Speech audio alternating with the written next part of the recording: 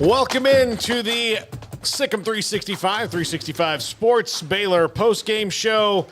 And let me say right off the back, Paul Catalina, Levi Caraway, Jacob Wilson, I spent this week saying repeatedly I could not wrap my head around how Baylor was going to win this game. Because all of the things they did to win this game, they had not done literally all year.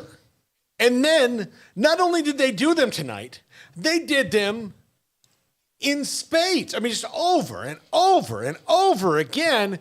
It was defensively a Dave Aranda, Ron Roberts masterpiece to slow down an offense that even teams that have beaten Texas Tech and three other teams have to this point in the season have not really done.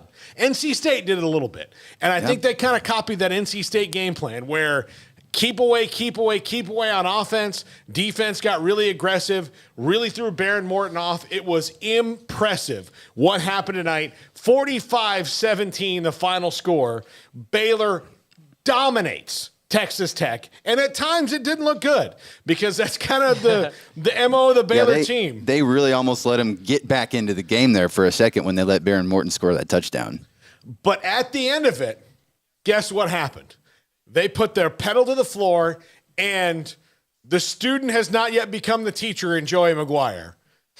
Dave Aranda very much wins the day. And look, I think personally, guys, that not that anybody's mad at Joey McGuire, on that team, but you're one of your coaches and some of the other guys leave the staff and you follow that stuff on Twitter. You got a little pride if you're a player. Mm-hmm. The coaches really don't care. Like, they really don't. Like, they have other fish to fry. But when you're a player, you're going to say, you know what? Let's stick Coach McGuire back with one. So, Levi, your thoughts on what was an absolutely outstanding performance by Baylor? I was just so happy to see the defense perform like that. And I know all season the secondary has been such a struggle, such hit or miss. And the defensive line that was hyped up all offseason was getting no pressure. And tonight, everything just kind of culminated into one. And it was just awesome to watch. Yeah. 254-339-1122. Call us, text us, all of those things that you can do right now. Let's go right here. Finally, from the 361. Finally, we won in Lubbock. Reese breaks Darrell Bush's freshman rushing record. Shapen protects the ball, and the defense making big plays, sacks, INTs, and dominating the first half. Big question, can we take third quarters out of all future Baylor games this season?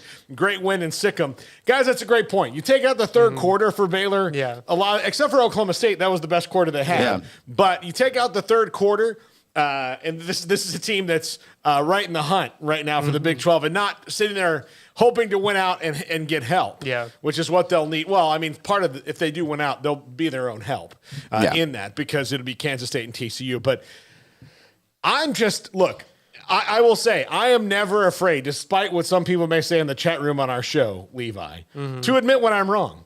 It's the most liberating thing to admit when you're wrong because then you can just move on with your life. And so I was dead wrong about this team this week, but the empirical evidence was in my favor.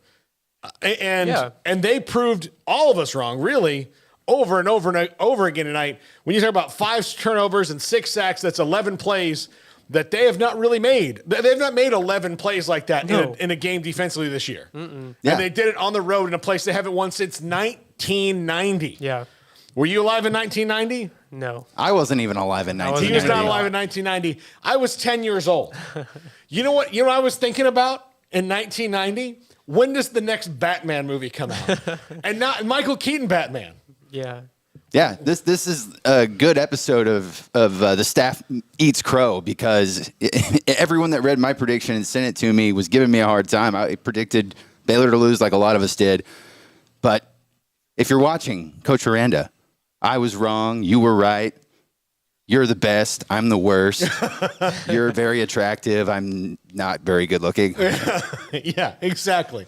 That's kind of how it goes. Let's see. Frewsboo, stunning improvement on the D-line and secondary compared to even a week ago. Just stunning. Seemed like we were rotating in tons of young guys, and it paid off. Yeah, part of that, you know what? To combat, like, that's one thing Phil Bennett, who is a defensive pioneer, in football. We've had him on the show a ton when he was at Baylor. One thing he could not get himself to do and break that cycle was when Baylor's defense was struggling, he played about 13 guys. Well, when you're running against an offense like Zach Kitley's, you need to play about 22 guys. Really, you gotta just keep guys coming in and coming in and coming in. And Baylor's strategy tonight on substitutions. Oh, this is something I want you guys to watch when Baylor plays another spread team, because it was really masterful. So you know that if the offense even subs one guy, you can sub as many people as you want. So Baylor was very in tune to when Texas Tech was substituting, and their plan was, if they sub one, we're going to sub 3 or 4. So we're going to run in a whole new defensive line. So that's also the slow guys, right? So they're going to run in the slow guys and slow Tech down. The wide open, fast, go offense cannot function if they are waiting until there's 10 seconds left in the play clock to snap it, because they don't ever practice that way. The way that you beat them is you make them slow down by hook or by crook, and even little things like that, the gamesmanship, because, and I saw it when it was here, it's a brilliant offense when it is humming and the other team can't do anything about it. But if you can do those little things, I watched Baylor blow some, kill some covers on some big games, because even when they're beating a team by 40 and they're picked to win by 36, they would wind up winning a game by 29, because at the end of the game, when they're trying to run it out and just sit on the ball, they couldn't do it. Seen it too many times. Yeah, they just couldn't do it. So, even though you won that game by 29, you killed a lot of gamblers' hopes because of that little thing. And Texas Tech is very much like that. You can throw them off, and especially when you're running 3 quarterbacks, 2 of whom, and I get Baron Morton was struggling tonight, and you wanted some blood. Yeah. Maybe something to shoot in, but holy cow. That was just a mess for Texas Tech tonight. Yeah, and we kind of discovered tonight that while he's very talented, Baron Morton, he's a freshman, and he made some plays with his feet, and he scored that touchdown. And I said in my prediction, Baylor needs to establish a pass rush, because they have not emulated last year's defense in that light. And then Gabe Hall comes in, gets 3 sacks. The rest of the team, Garmin Randolph 2, and then Utley and Jones shared 1. And it was really, really impressive to see them flip on a dime, because if you remember last week, Jason Bean had all day to throw. And then this week, they completely addressed their issue and fixed it. Yeah, absolutely. Yeah, I am constantly impressed. I'm a fan of the Aranda staff. Yeah. I'm a fan of a lot of coaching staffs. I'll tell you this right now, and this may anger some people on our site, because some people think that when someone leaves Baylor, they should be persona non grata. But I will always love Joey McGuire. I love Joey McGuire. He's a fantastic human being. He'll always be a fantastic human being to me. He's great to me. It doesn't bother me that he went and, that's what I think some people who get mad at that, have you ever been offered a job that will quadruple or quintuple your salary on the Wednesday when on Tuesday you didn't know that was going to happen? No. So until you're presented that opportunity, loyalty only goes so far. I love it here, but my dream is to be a head coach at a big school in Texas, and they're going to give me way more money than you are. So bye. That's just how it is. Yep. And how does Baylor quell all that Texas Tech rah-rah stuff? You beat them by 28 points. 28 at their place on a blackout on Patrick Mahomes Hall of Fame night. That is a statement, guys. That's a statement. Yeah, that is a soaking wet blanket, Paul. Yeah. And look, this is another week in the Big 12 and another week that crazy stuff happens. Kansas State stuffed their legs so far down Oklahoma State's throat, they're going to have to wipe off the bottom of their shoes. And 2 weeks ago, Baylor lost to West Virginia, and last week Tech beat them 48-10. Yeah. There's no rhyme or reason in this league. No, there's not. And there's just so much wild stuff going on. Mm-hmm. So every week, something like crazy is going to happen. That's what I said a couple weeks ago on this show, right? And the guy from Oklahoma State, you were here, right? Probably. Were you here? Yeah, I listened. Yeah, the guy from Oklahoma State was mad at me because there's no way Oklahoma State's losing. Mm-hmm. Buddy, where are you now? Yeah. Down 48 points, that's where. Yeah. Like, they got ripped 2 new backside orifices in that game. It was bad. And that can happen to anybody in the league. Yeah. So, it's been really impressive. Let's see. Winning out by Baylor is still unlikely, but if they play like they did tonight, this is from Joey, it did not impossible at all. No. Carl Page, nice job. Baylor saw the end of the game. How about my K-State Cats as well? Can't wait for the weekly. Yeah, it's going to be great. That was from John. That was a secondary that has not played before this game. They've not. No. And the D-line got pressure that was really the first game all season. The D-line was consistently creating havoc and causing chaos in the backfield. Yeah. From the 480, Jacob Wilson, glad that your prediction was wrong. Yeah. Yeah. I mean, yeah. So I think Scotty the Baylor King, I'm surprised by the blowout, but in the best way. No doubt this is a huge win over Texas Tech in order to keep Baylor in the Big 12 title hunt. Man, I'm fired up. So let's see, Helen. Anyways, let's get healthier and get ready for Oklahoma. And here's the deal.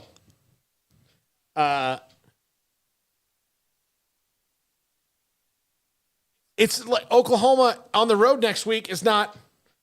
And it's at 2. Good. Yeah, and it's at 2. It's not a night game, so yeah. And, those are.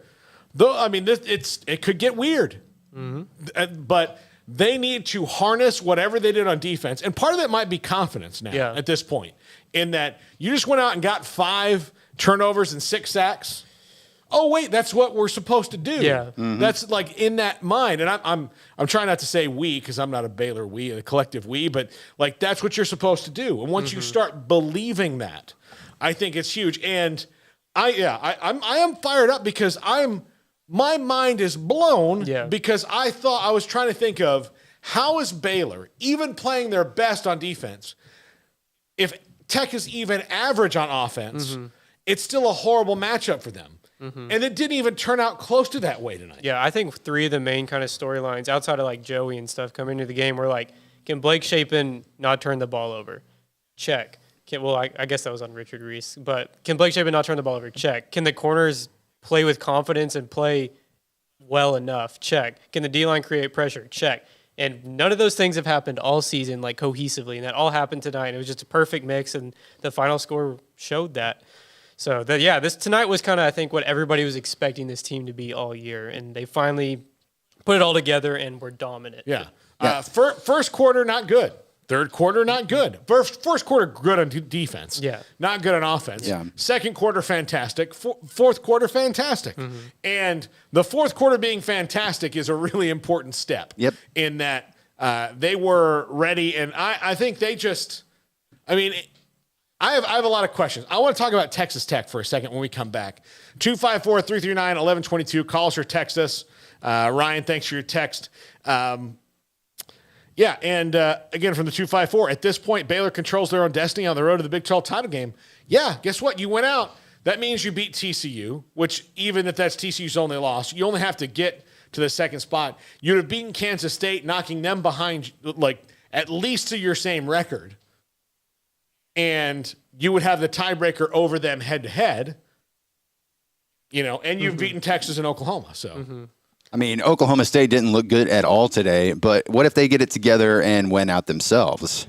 They would have the tiebreaker over Baylor. Yeah. So, but even that's true. Yeah. So you still have to look at it as you control your own destiny and hope that Oklahoma State loses to somebody else, which entirely possible after what we saw today. They've been, I think that, and you could kind of tell from Mike Gundy, watching him today, I would almost predict that he and the staff were a little bit worried that if they got behind it all, it was going to the bubble was going to pop with their energy. And Spencer Sanders is playing hurt, too. Because he's playing hurt. Yeah. There's a ton of injuries on that team. Mm-hmm. They had no depth. Will Howard played the game of his life. And so all those things happened to Oklahoma State today, and they may not lose another game for the rest of the year. They're certainly talented enough to do, but they need to get healthy, and they need to get healthy in a hurry. And then sometimes, like, just the air goes out of the balloon so fast, there's nothing you can do. Like, he wasn't running up and down the sidelines yelling at them. Like, it kind of felt it. And if you look at the way the last few games have gone, since the second half of the Baylor game, for them, like, almost lost to Tech, lost to TCU, should have probably lost to Texas. Like that was, but they had to gut out all these, like had to gut it out. They've just had a rough last 3 weeks. Yeah, blew a game against TCU. I mean, really blew it. So it's been this way for Oklahoma State, and that's the same that it's been for Baylor. It's the same that it's been for, now Texas Tech in the league to now a heavier degree. That's the Big 12, unless you're TCU right now. Yeah. Kansas State had their little dip last week when they, ran up against TCU, who, capitalized on every mistake they made. That's how it is. But I do want to talk about Texas Tech when we come back. Let's take a call. No, we're not going to do that. Not going to do that. All right. 254-339-1122. This is the Baylor Postgame Show on 365 Sports.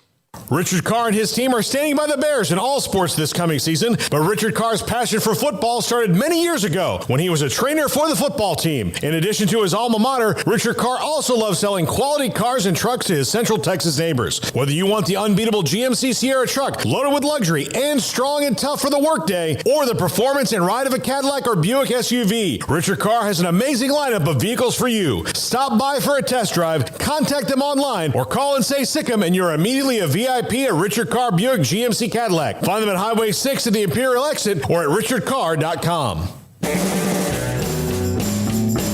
At Richard Carr, we give you more. TFNB Your Bank for Life is the official local bank of Baylor Athletics. Find out why more Central Texas are making TFNB their bank for life. Sign up for our Edge checking and savings accounts to earn interest or cash back. With 5 convenient locations and an award-winning mobile app, banking has never been easier. TFNB, your bank for life. Member FDIC. How did Edward Jones become one of the biggest financial service companies in the world? By not acting that way. Financial strategies, one-on-one advice, it's a big difference. And that's why Brad Wilson, your Edward Jones financial advisor, makes sense of investing. Experience the difference for yourself. Brad Wilson, 250 Sharon Drive in Woodway, 254-776-4337. Edward Jones, member SIPC.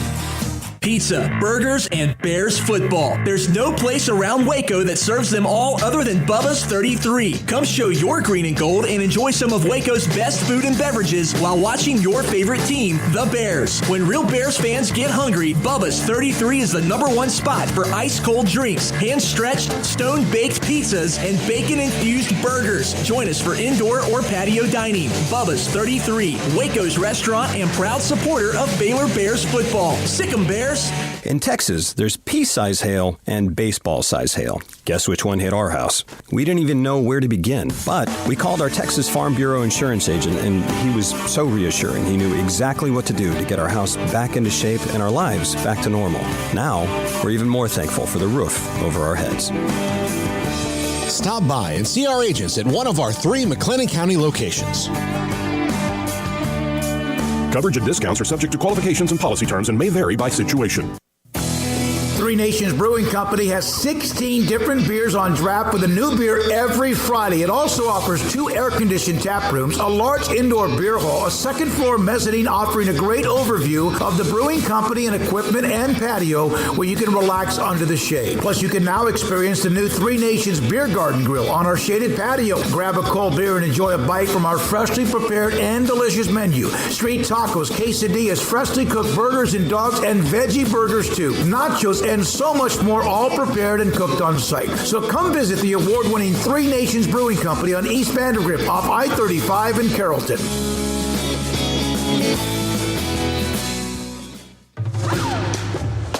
Game Day Live on Sikkim 365 Radio is brought to you by Texas Farm Bureau Insurance. TFNB, your bank for life. Richard Carr Buick GMC Cadillac. Three Nations Brewing Company. Waco Regional Tennis and Fitness. Edward Jones Advisors, Ben Erlinson, Brad Wilson, and Cam Heathcott. And Bubba's 33.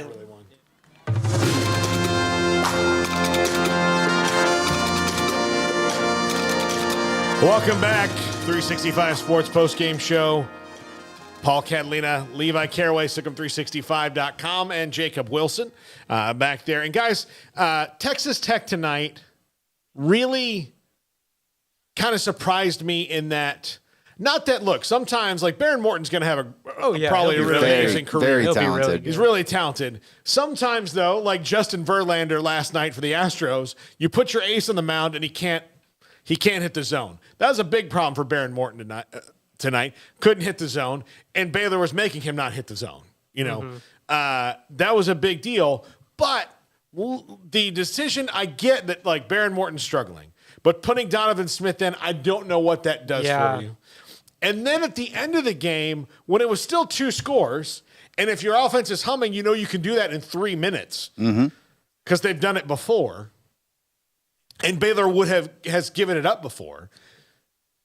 To put in Tyler Shuck, who hasn't played since week 1 with a broken collarbone, and his first throw is a pick 6. Yeah, I think they outthought themselves there. Is there a chance that Tech had accepted defeat when they put Tyler Shuck out there? I think they were trying to get a spark, and they wanted the big senior to do it. But that throw looked like the first throw he'd actually made since he broke his collarbone because it had nothing on it. I mean, it was just a floater out there. And, they've got a decision to make at quarterback. Are you going to stick with Baron Morton and let him grow? Because right now, look, you're 4-4. Yeah. You've got to go 2-2 to get back to a bowl game like you did last year.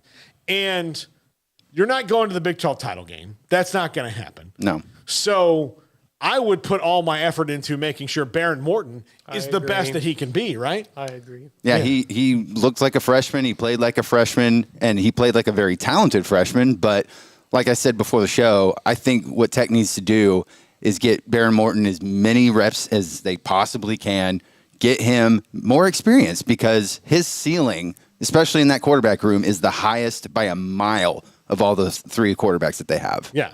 And look, it's nice that you've got a veteran like Tyler Shuck there, but, let him be a veteran presence. And it's, look, Donovan Smith, you can get something out of him if you have to. Yeah.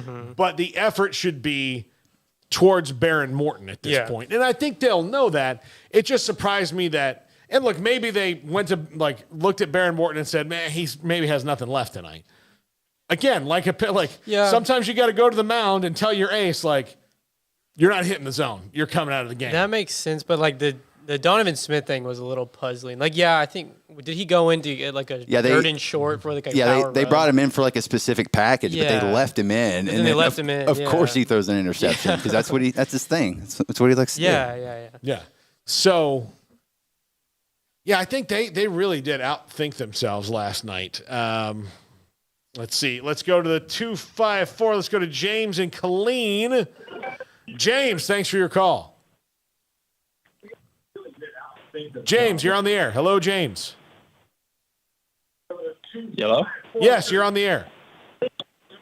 Oh, hey, what's up? So, one thing, shout out Levi Caraway. 2, what do y'all think about Richard Reese and what he means to Baylor's offense? 3, what do you think about Richard Reese's NIL deal? I'm not sure about the NIL deal. It's not something, Levi, you can jump in on this. And I don't know if these are my roommates or not. Okay. It was a clean number. So, anyway, what's the NIL deal? He got the Reese's peanut butter cup. Reese's, okay. Yeah. I don't keep track of that stuff because I think it's going to be so hard to keep track of. 2, Richard Reese was the key to that offense tonight and has been the last 2 weeks. And the fact that you can give a guy 30 carries back-to-back weeks kind of shows what he can be. And to get it out of a true freshman is really, really great. Dude's a stud already. He is so good. And you're guaranteed to have him for 2 more years, right? Because he's a true freshman. So, they've got 2 more years of that guy after this one. And they need to build some depth behind him because right now it's just him and Quaylen. Yeah. Next week, we'll shoot, they don't have a week off where they can only give him like 15 carries. Yeah. So that's probably going to be their offense for the rest of the year. Yeah. Is Richard Reese getting 25, 35 carries a game and just give it to him till his, When Squirrel and Tay McWilliams come back, do you think that they'll still be able to give him that much of a give Richard Reese that much of a workload? I don't think they will have to. No. But Tay McWilliams, I mean, you hear Dave Aranda talk about him, and it's not good. It feels off in the future, At this point, they may as well just redshirt him. Yeah, and then unless you really need him, and you've gotten more and more out of Quaylon Jones. He's got to cut down on the mistakes, and hopefully you get Squirrel back so you can get him in for his touches in a game, which I think he needs about 10 a game. I think that's what you need from him, is to get 10 a game and hope he pops one or two of them. So I think Richard Reese is just a stud right now. Yeah, he's so good. Yeah. Absolutely. 36 carries, 148 yards. That's 4.1 per carry. And that average went down later on in the game when everyone knew that Baylor was going to run the ball. And so that's the only reason that he wasn't at 5 yards a carry. Yeah. Kent, $9.99 super chat. Thank you, Kent. Get these 365 Sports late night crew a 6-pack of Three Nations. Do we still have any of that? We have a couple in the fridge there, Jacob. I just turned 21. Thank you. Okay. Well, happy birthday. Also, from Carlton Banks, Paul, you were absolutely right about a month ago when you said that top teams in the Big 12 will lose at least 2 games. Spot on. Yeah. What a day for Oklahoma State. Salute to the Bears for the W. Now, look, I don't know if TCU is going to lose twice. They could. But, they have a little bit of momentum on their side. I think they're going to make it even if they lose 2. But after that, who knows? Yeah. So, look, the Big 12 right now, if the Big 12 wants to get in the CFP, Fort Worth, Texas is their only shot. Yep. And they have no room for error. No.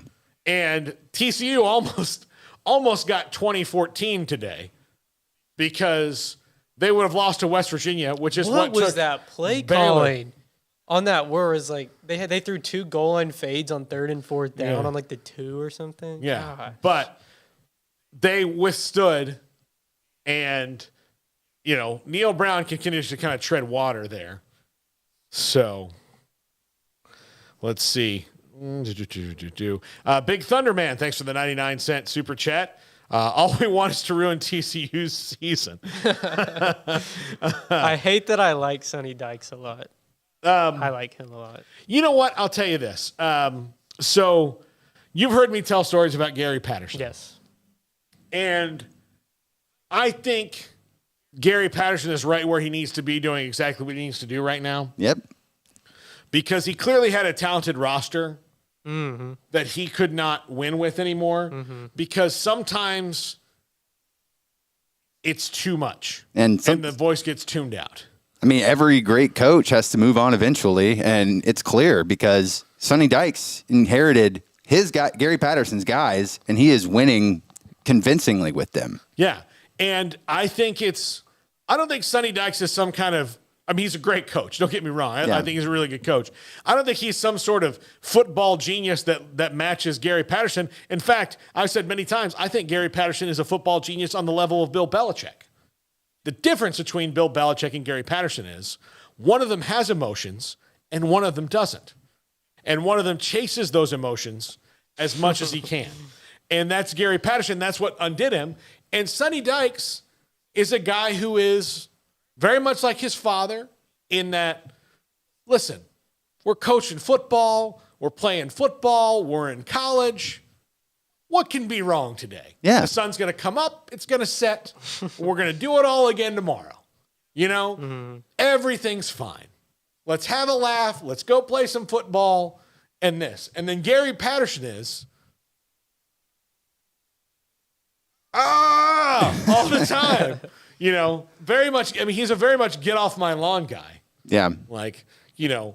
You damn kids and your damn rock and roll music. I say that, and he's a musician, but that's the kind of vibe he gets. When you have that kind of mentality too in the coaching world, you get older and your players stay the same age. I mean, like you've mentioned it multiple times, like with Jimbo Fisher and coaches like that who don't change. You need to look at the coaches who are very successful and note that they have adapted and overcome despite being in their 60s and their 70s.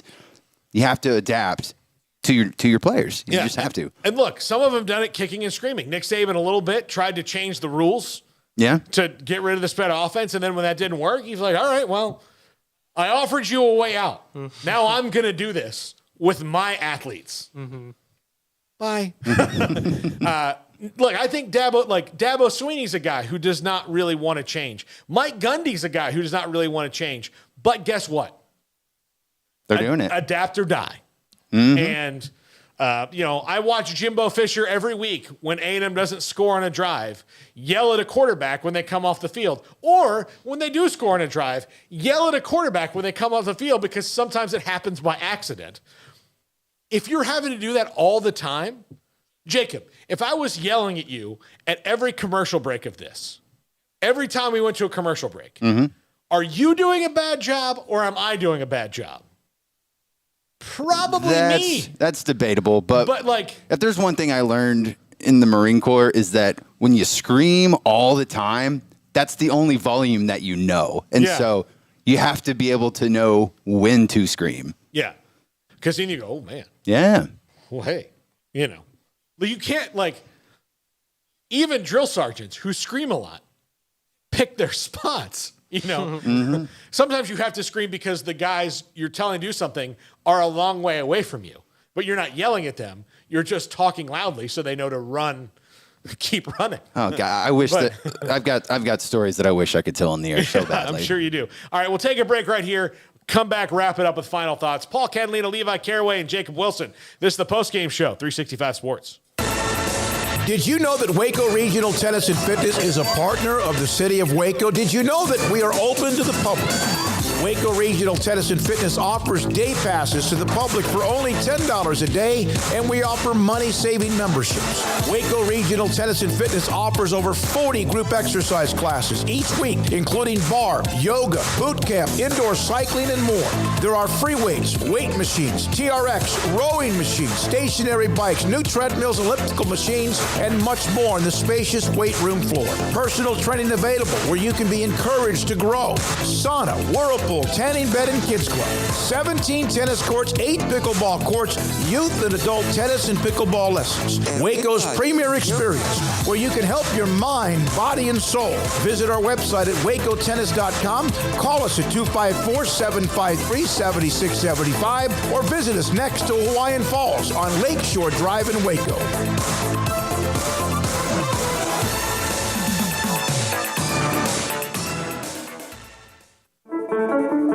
One size fits all. That may be all right for an adjustable belt or cheap sunglasses, but when it comes to your financial needs, no one wants a one-size-fits-all strategy. Cam Heathcott, your Edward Jones financial advisor, knows that his most important goals are yours. That's why he takes the time to understand your needs, knowing you. That's how Edward Jones makes sense of investing. Cam Heathcott, covering Conroe and Houston, 936-756-7717 or cam.heathcott@edwardjones.com. Edward Jones, member SIPC.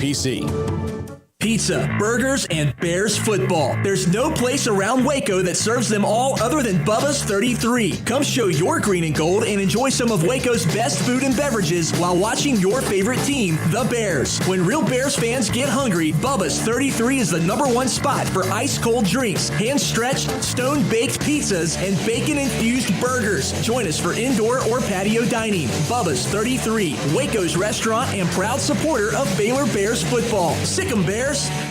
TFNB Your Bank for Life is the official local bank of Baylor Athletics. Find out why more Central Texas are making TFNB their bank for life. Sign up for our Edge checking and savings accounts to earn interest or cash back. With 5 convenient locations and an award-winning mobile app, banking has never been easier. TFNB Your Bank for Life. Member FDIC.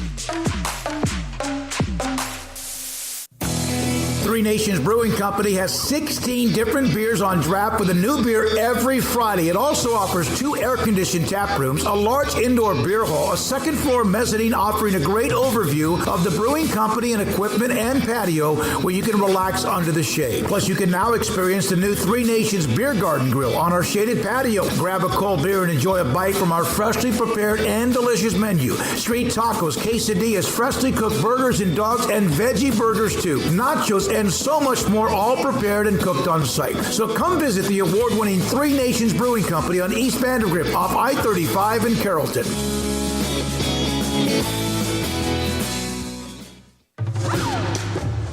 Game Day Live on Sikkim 365 Radio is brought to you by Texas Farm Bureau Insurance, TFNB, your bank for life, Richard Carr Buick GMC Cadillac, Three Nations Brewing Company, Waco Regional Tennis and Fitness, Edward Jones Advisors, Ben Erlinson, Brad Wilson, and Cam Heathcott, and Bubba's 33.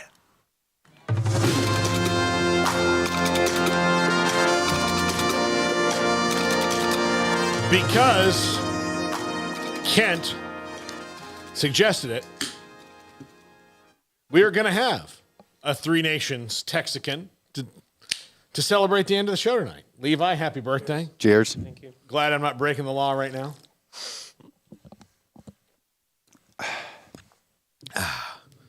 That's delicious, man. That's just fantastic. Mm-hmm. And I usually get fired up on the post-game show. And I try to cover everything right down the middle and not let my emotions get the better of me. But part of it is I love it when I can talk about how stupid I was during the week. And I mean, and just how you completely don't see a game coming. Yeah. And it happened to me, 2 times today in the Big 12. Mm-hmm. Am I surprised that Kansas State beat Oklahoma State? No. Am I surprised that they ate their internal organs like a freaking lion? Yes, I absolutely am. Yep. That's what I'm surprised about. Am I surprised that Baylor beat Texas Tech? Mildly, yes.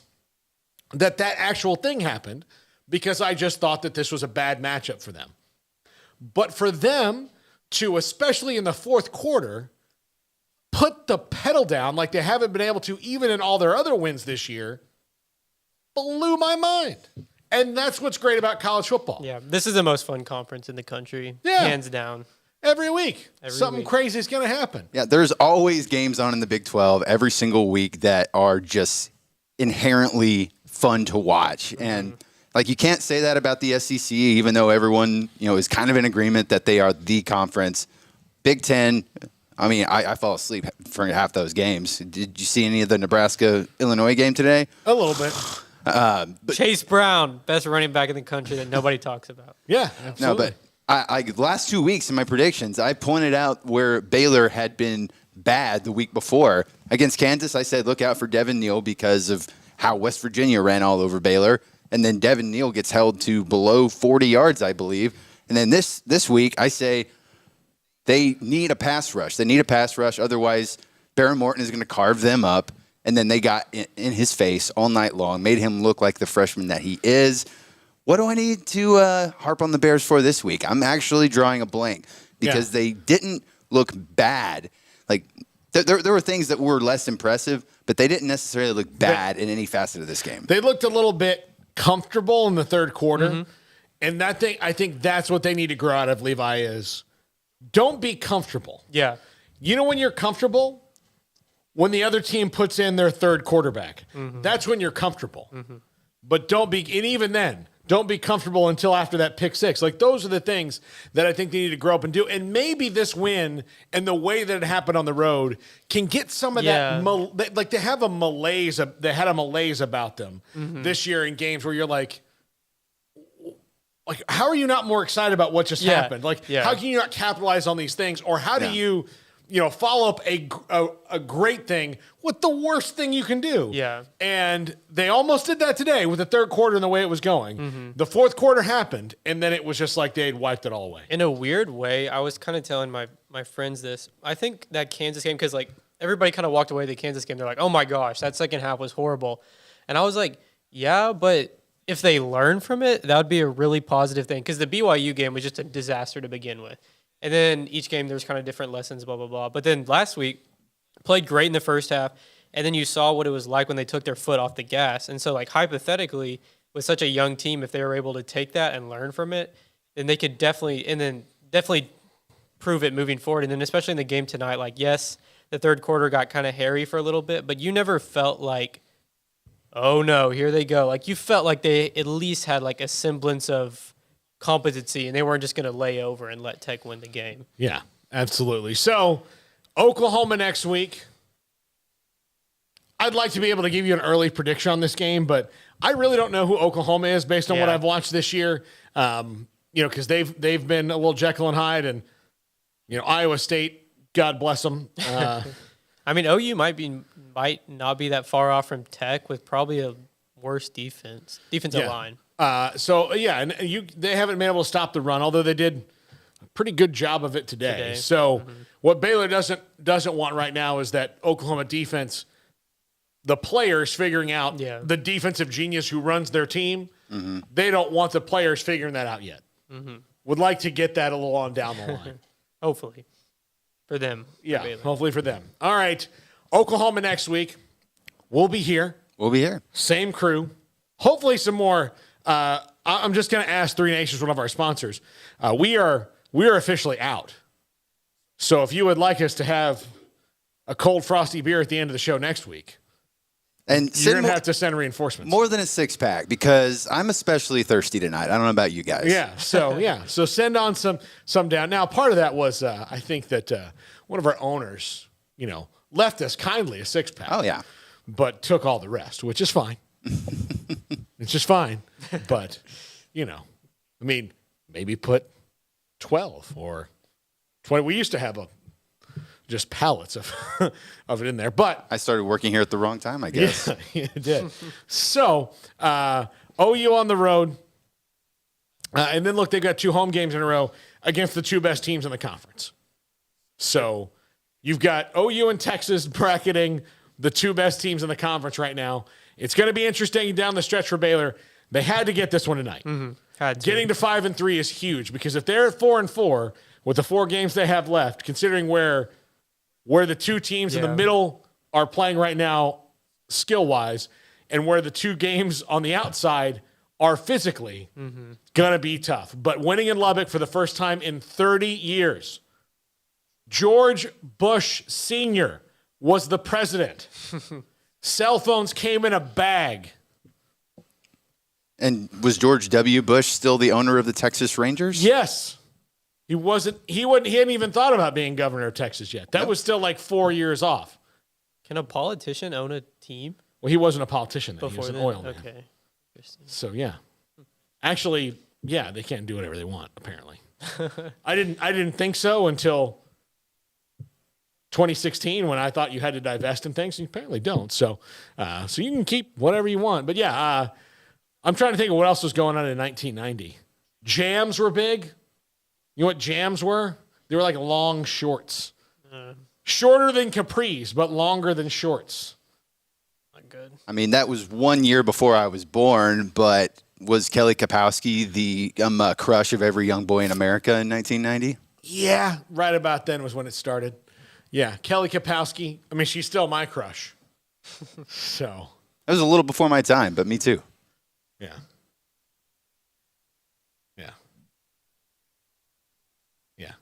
So they, there was a lot. There was a lot going on.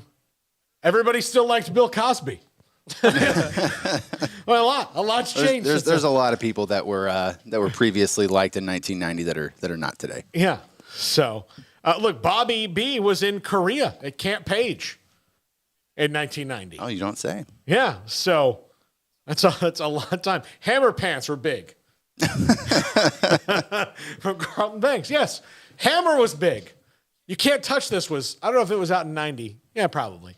So, yeah, that's what was going on then. So Baylor ends a 30-year losing streak in Waco, or in Lubbock, although there was, 11, 12 years in the middle there they didn't play in Lubbock, but still, that's a long, long time. Yeah, 1990, Hammer. Thank you, Carlton Banks.